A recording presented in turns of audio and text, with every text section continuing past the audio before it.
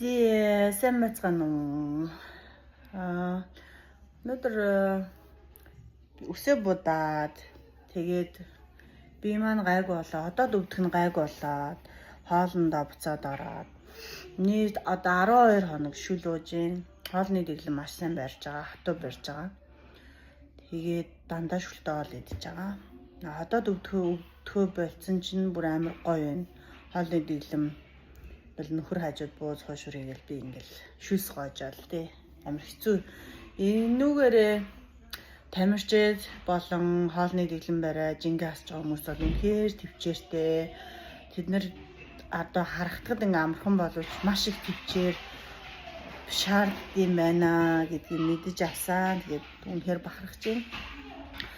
За өнөөдөр би юуны талаар ярих вэ гэхээр надаас нэг хүн асуусан нөгөө төрсний хаваа төр дулаан газар төрөхөөр гам барих хэрэгтэй гээд тэрнээс нэг хүн бас асуугаад нөгөө D витамин хэрэглэх хэрэгтэй юу гэд асуусан. D витамин хүүхдэд хэрэглэх үү гэвэл хэрэглэнэ. Эмч бичиж өгдөг. Яагаад вэ гэхээр D витаминаас илүү гадаа аягуулсаа авч гарах хэрэгтэй.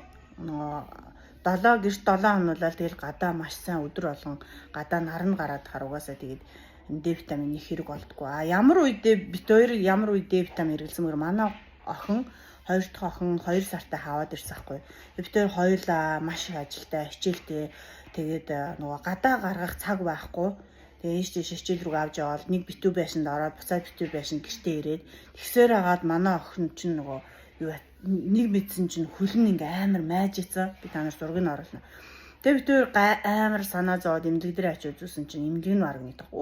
Аазууд угаасаа майжих штеп гэж мэг энэж минийгээ тэгээ би уурлаа. Та юу яриад байгаа аазууд майжих гэж та ингэж хийж болохгүй хаа. Та манай охинд D витамин бичээд өгөөд тэгээ манай охинд D витамин бичиж өгөөд D витамин уулаа. Тэгээ манай ээж ч угаасаа нөгөө 11 хүүхэд өсөх айгу туршлагатай болохоор надаа хэлж байгаа хгүй. Миний охиныгаа байн гадаа элсэн дээрээ авчиад далайхаа элсэн дээрээ авчиад тоглуулаад тэгээд тэгээ далайн элсэн дээр өдөр болгон цаг гаргаад аваач тоглоосоор хагаад амар хөөрхөн хөлн тэгшрээд одоо зүгээр айгүй хөөрхөн болцсон.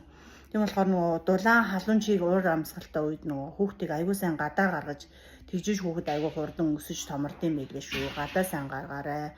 Угаасаа хаваач амар хурц нартай айгүй халуун учраас тийм байна. Баярлалаа.